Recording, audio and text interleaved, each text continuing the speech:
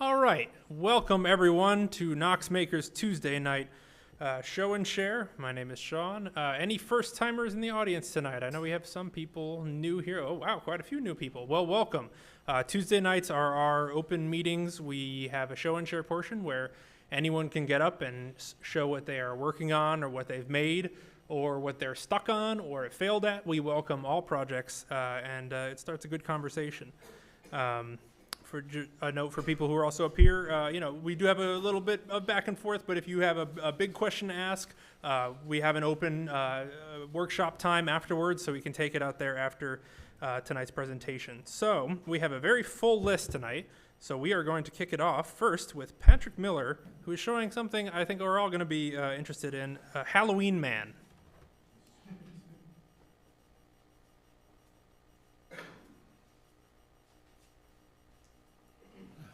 Hello, everybody.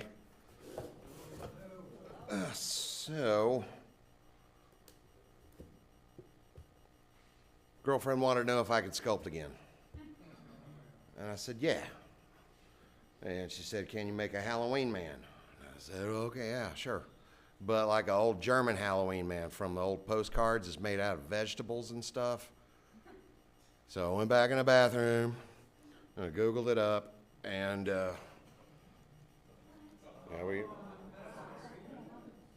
I started getting going, and I was like, I'm going to need that Success beer early. I need that up front. And she said, we only have bourbon. And I said, well, I'll have that. And she said, don't drink it all. I said, I won't. And then I did. Okay. So anyway, this is Sculpey. I was about 2 years old, and made out of Sculpey with the aluminum foil armature, and used some steel rods to keep everything together. So we've got some cucumbers and his little potato body and carrot arms and his little leaves.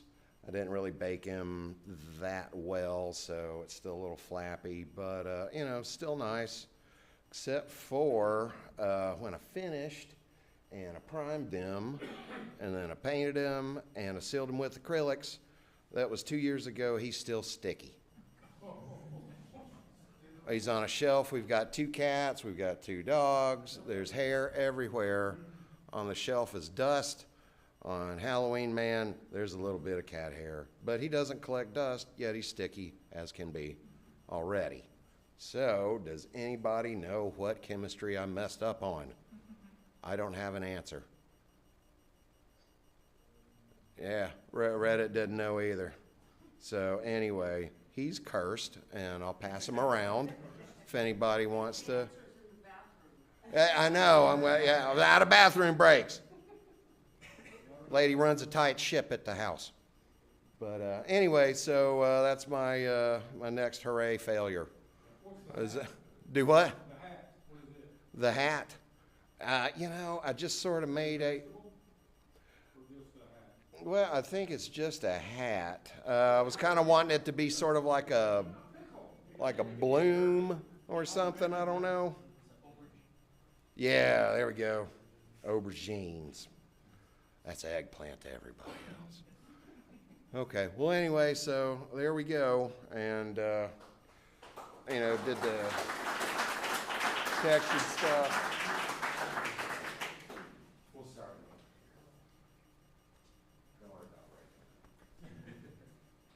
Thank you, Patrick. How delightful.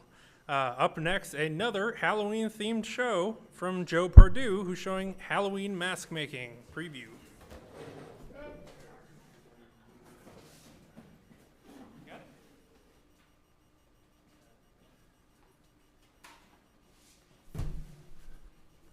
Hi, I'm Joe Pardue, and some of this is going to be a repeat of what I talked about last week, but offering a class in Halloween mask making, more in a moment.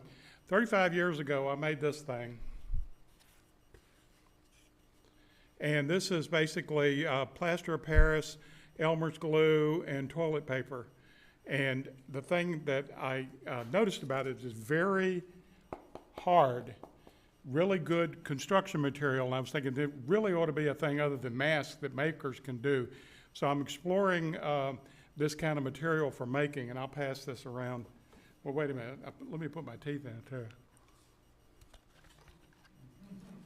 Yeah, I got these teeth are made out of moldable plastic, and more on that in a moment. I'll pass this around. So we're going to be doing a 3-part class at 6 o'clock on Tuesdays. We'll talk about 15, 20 minutes. Then we're going to do some side-by-side play until show and share. And then after show and share, we'll finish out what we're doing. The first part is going to be making a face mold. You know, what I did with this one, I put saran wrap on my head. I just pushed on the paper mache material and read a book, okay? But if you make a mold, then you can make a bunch of masks. So there's a website called theultimatepapiermache.com, and Johnny Good recommends mashing aluminum foil in your face, putting duct tape on it, and you end up making something like this. And I made a base for it so that it would, wouldn't wobble around. And this fits my face just perfectly.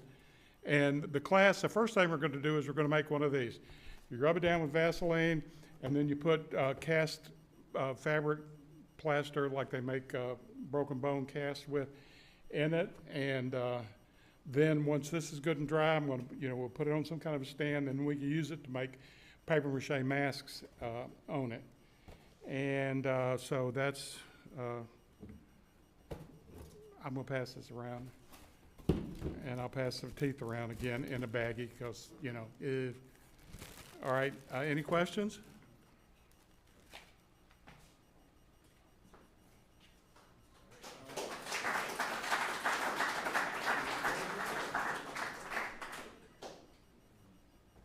Thanks, Joe. And that class will be up on knoxmakers.org, so you can get tickets for that.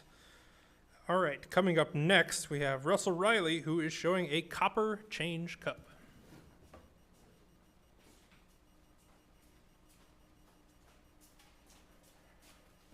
Hello, hello. Last year, my daughter got me this block of, which way is it? There we go. This nice fine bar of copper. It's a ½ pound of copper, and I thought, well, now I have access to a forge. Something should be made with it, so I turned it into a change cup. I have a hard time getting change up off the counter, so now I can put my change into my change cup. It's got an easy handle on it.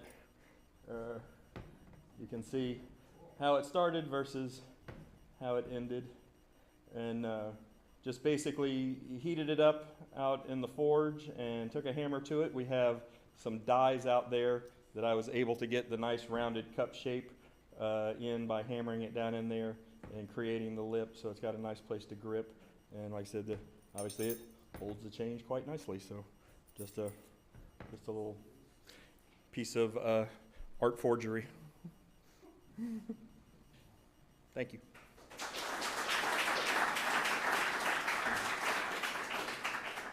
Very cool.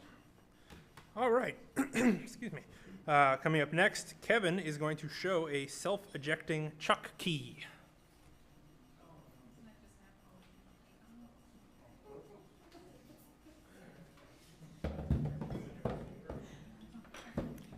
So first thing I want to show is I've been playing around with my lathe, and I did some knurling, so I think that looks pretty cool. Nice grip. What's it called? Knurling, K-N-U-R-L-I-N-G. And actually it does not cut those grooves in there, it actually presses in and it forms the metal and makes it go up into a peak. And so you have to have a lot of rigidity, and you push these there's two wheels, one has a angle one way, one has the other way, and you just push it in there, push it up against it, and then let it go, and over a long period of time those diamonds will show up. All right, so I sometimes take videos as I'm working, and I want to know if anyone can figure out what's wrong with this picture.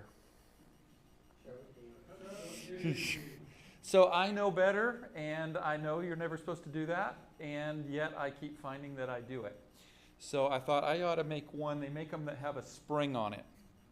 So first of all, I had this old chuck, and it came with the lathe, and it did not have this bar. It just had this loose piece of metal that was flopping around there. Wasn't very good. So I took and I put this long piece of drill rod through it. I had to open it up and made that a little bit bigger.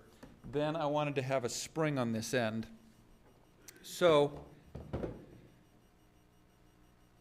give me a second.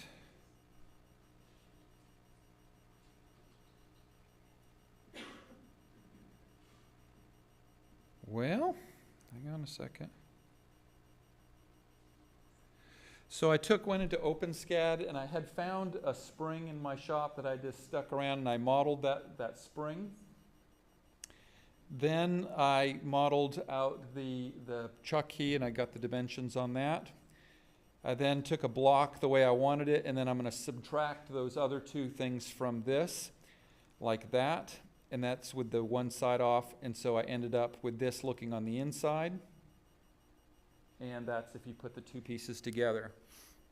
So then I printed it out in plastic, and it came out like that. I don't know if you can see it there. And it all looks great, except that I made the spiral the wrong way. So I had to go back, and it wasn't too big a deal. I just had to do a change in one thing, and then the spiral went the other way, and I printed another one, and it goes on like that. Now, just before I sat down here, I noticed that it actually has broken. So I need to go back and make another version that probably is 100% infill, and I'll probably need to make this wall thicker and just basically beef the thing up. And I had made a slit so that I could tighten it up, and I think I need to make the internal diameter just a little bit bigger and make that slit a little bit smaller so there's not as much stress on that when I'm tightening it up. But anyway, it was a fun little project. What keeps it from slipping right off? Just friction? Yeah, it was supposed to be that it would tighten, it would clamp on. But as I clamped it, it then broke it, so. Yeah, just from a branding perspective, maybe the chuck. How much chuck could the chuck key chuck? All right, thank you all.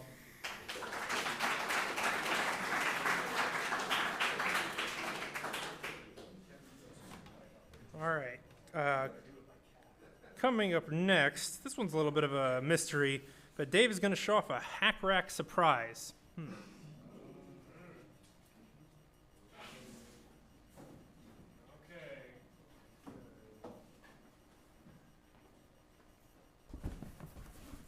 So, several weeks ago, I was approached by somebody, I will not name names, about participating in a fun little activity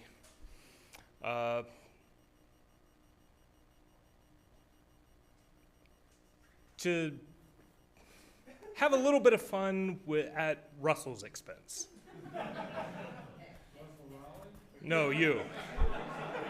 So, please keep in mind this is all in great fun and was planned for a different date, but it's tonight. So, I've got a lamp. And I have made my lamp out of stuff I found on the hack rack and have spent almost no money on this. How much time? Maybe less than an hour. Okay, well, I'm getting to the fret time. Okay? So, some of us here might remember the Red Green Show.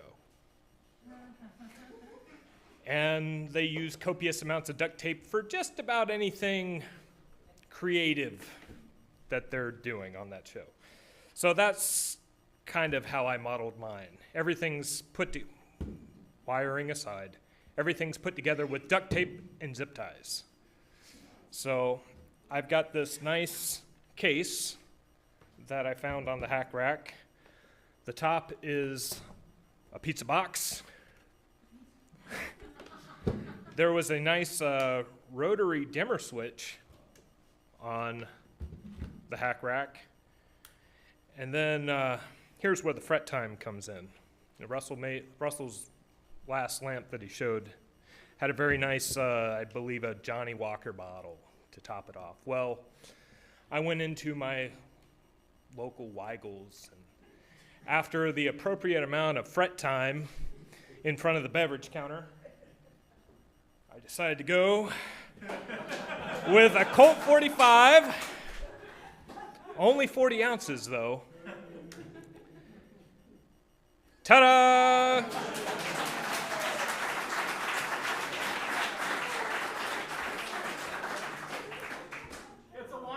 It's a lamp. All right. Thanks, everybody.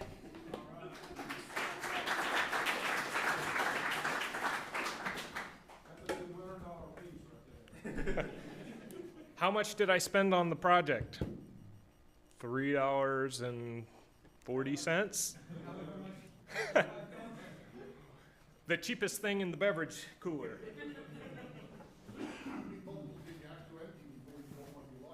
I'm sorry?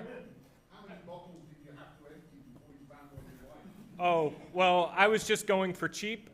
I did actually taste it, and it reminded me of college and poor decision making, so I poured the rest out, but. For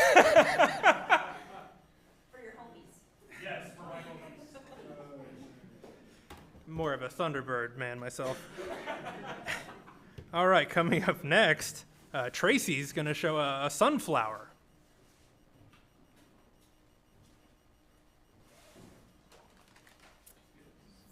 So similar to a project that Isaac showed off a few weeks ago, he showed off the Maker City logo that we made out of acrylic.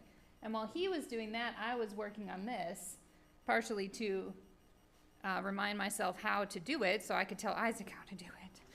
But I don't have a really good way. This looks really nice on the camera because it's like lit up, but I don't have a nice way of displaying it. So I thought I could borrow your lamp. I could make make a frame for it on the laser cutter. So let's slip it in here.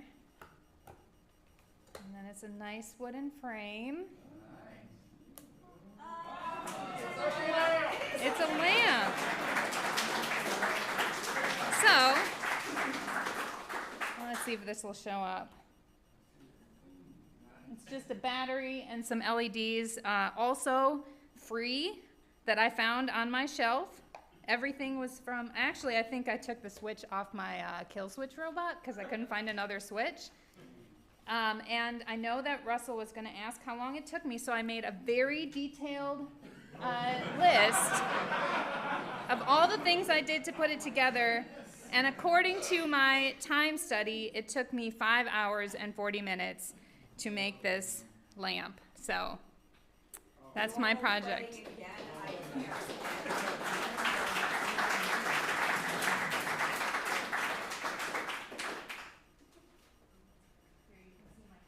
All right. I'm fairly certain this next one is not a lamp. Joe is going to show chains and a whip. So, PG, please.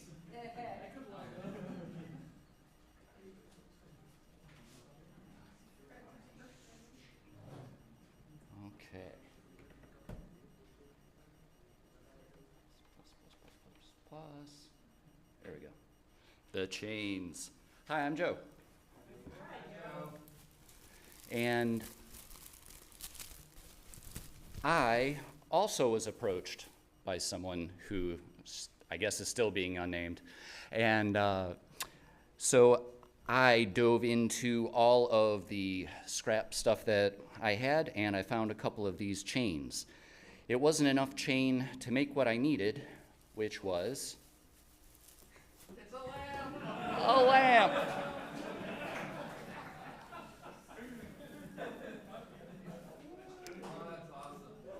So,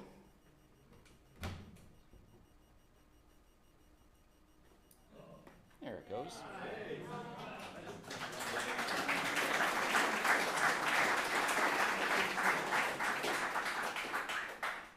It's 2 pieces of chain, so I had to break one of the links and hammer it over and open it up. I connected them together there, and because, you know, like welding is so awesome, it doesn't matter how short your board is. Yeah. You can just put it back together. Anyways, got that back together, closed up the link, started welding up the base so that it would set nice. And that's the broken link. As it comes in, it just got re-welded to the rest of it. There's the framework for it. My other free parts that I mostly had, I had the globe already. I had some speaker wire that is the same stuff. Wove it on through.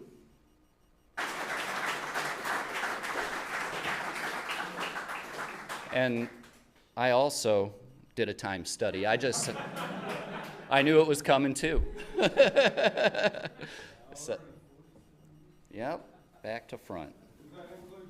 And conversation time while I was in the shop talking to people. Yep, yeah, I get a paid lunch.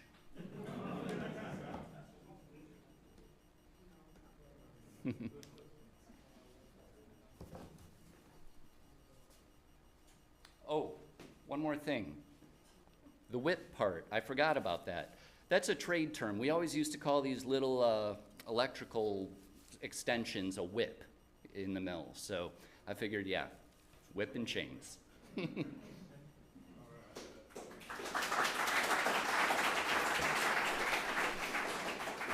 Okay.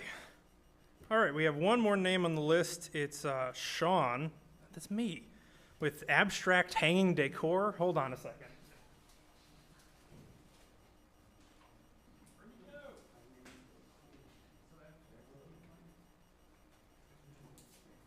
So I was commissioned by a mystery party to create some sort of like personalized hanging decor, and I thought, what's my aesthetic? And really, it's hot glue and duct tape and cardboard, and so you know, I think this really just speaks to my personality. I prefer to call it sort of an abstract expression of light. Some might call it a lamp or something like that. But it is entirely made out of hot glue and cardboard. Yeah, as you might be able to see. I don't know if you know anything about hot glue, but it does not exactly make the strongest of structural integrity, and that is completely all just hot glue right there. But surprisingly, it's actually held up better than I thought it would in the 16 hours it took to make. And that included me thinking about it 16 hours ago and going, oh, I gotta make this. And then scrounging for materials. Backstory, we were all supposed to do this around Russell's birthday, which was a while ago now, Russell was. And so we've been putting this off, and we were like, we gotta do Lamppalooza, as we called it, tonight. So that is, for you new people, that is the backstory behind our big inside baseball joke here. So that is the last name. Did anybody have something that didn't get on the list? Can we just wish Russell a happy Belated birthday, yeah.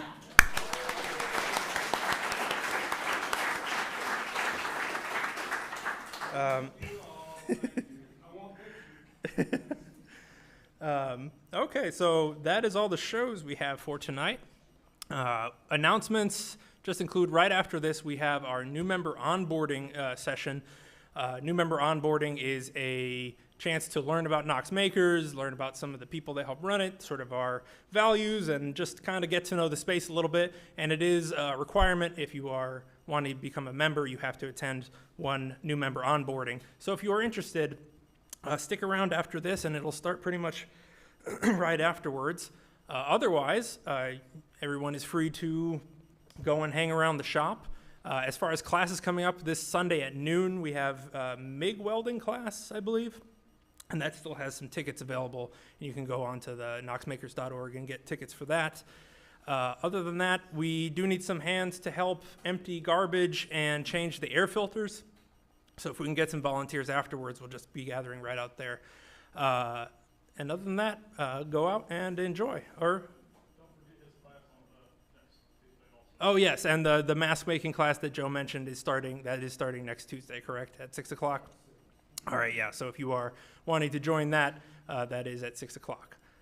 Other than that, yes.